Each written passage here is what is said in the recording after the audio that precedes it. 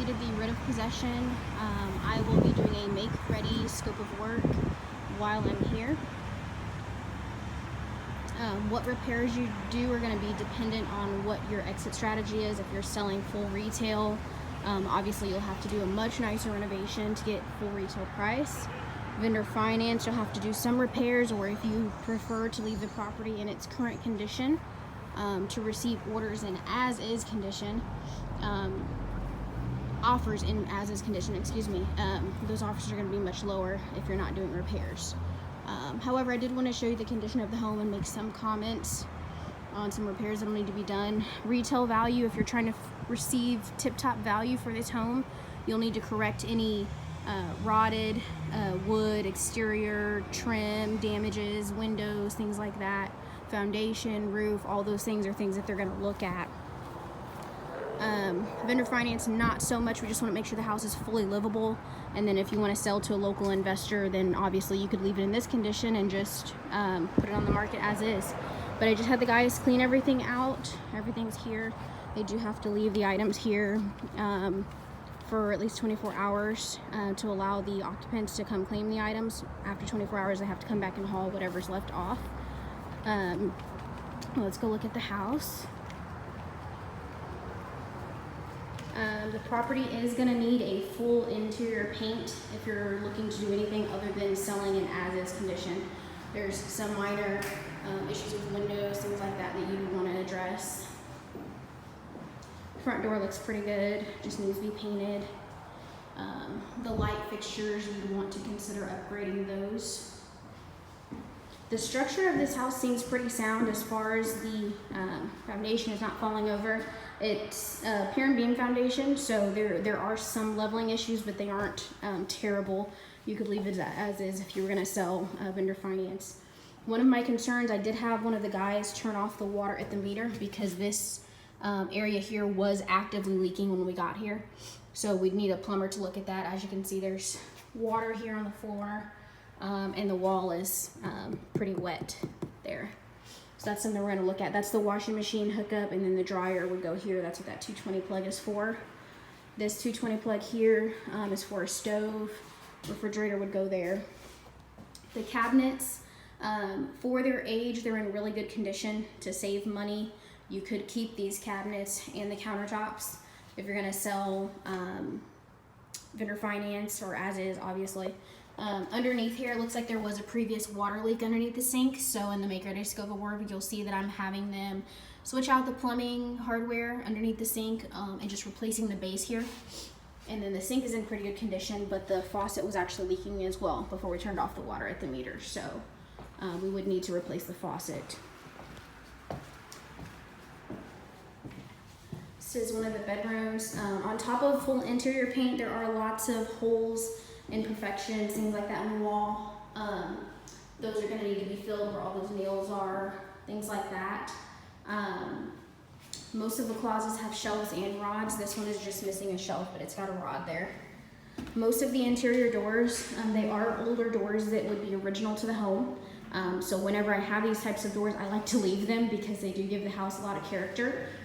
But usually I have my guys sand down and repaint the doors so that they look really nice and switch out the hardware as needed. The first bathroom, this is a hallway bathroom. The tub and shower walls both need to be sanded down completely and resurfaced. They've put in an upgraded shower head, so that's nice. We can leave that. But I am going to recommend that we switch out the knobs and the drain covers just to make it look a little bit nicer, and then seal the walls, of course. The toilet's in pretty good condition, but the top is broken, so I have in there for them just to replace the lid of the toilet. This vanity also looks like it's original to the home, so it is a little bit older. The sink and the faucet are fine. The vanity, my recommendation, if you want to save money, is just to have them sand it down and kind of clean it up and repaint it and all that good stuff. This is just a storage closet here in the restroom. Again, one of those original doors. It's really nice doors, really heavy doors. They just are old, so they need to be sanded down and repainted to make it look nice again. This is one of the bedrooms. We've got lines coming in from the house, which is kind of funny. I'm not sure how that happened. Huh. They are live vines coming in from outside, so that's different. This closet's got a shelf. It's got rods there. The doors work. They are older doors. They are original doors. But in a house like this, it'd be expected to see something like that. Also, a lot of the plug and switch covers are old, outdated. They're broken. Actually, this one's not very old. It's just broken somehow. A lot of times I'll have someone replace those just to make the house give it a little bit of a fresher look. Most of the floors in this house are original wood floors. You could leave them as is and try to clean them up a little bit, or you could pay somebody to sand them down and restain them. I will be honest and say that can get pretty expensive, especially when you have such a big house. But they're not in terrible condition. You could probably leave them like this if you decided to vendor finance this home out again. The electrical panel is newer. It's not original to the home. It has been upgraded. I don't know if it's how long ago it was upgraded, but it is newer. Same with the outside panel. I did look at that already.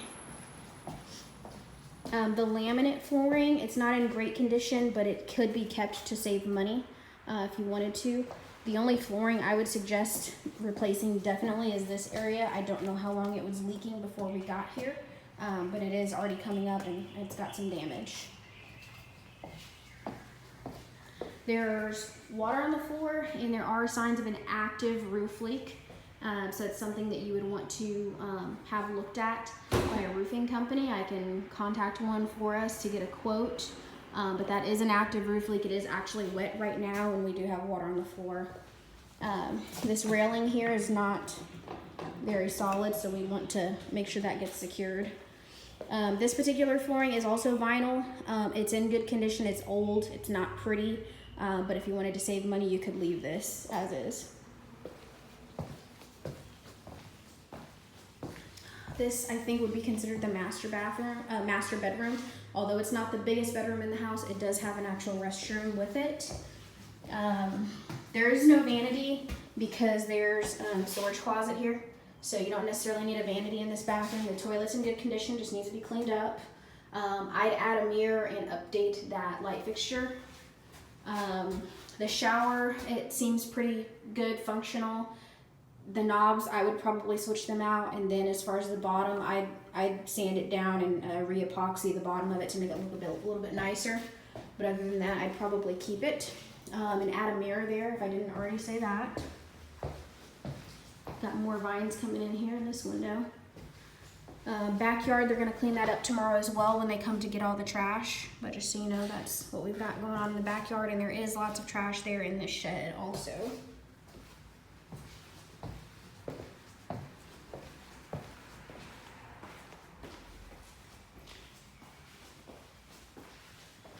Here's another room. This paneling is really old and outdated. I wouldn't mess with it or take it down unless you were trying to get tip-top value for this house. But even then, I would probably consider leaving it because it's in good condition. Whoever buys it can update it if they want.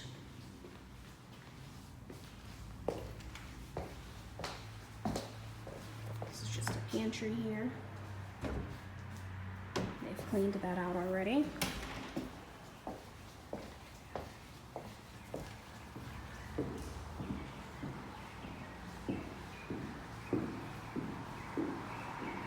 And this is 946 West Theo.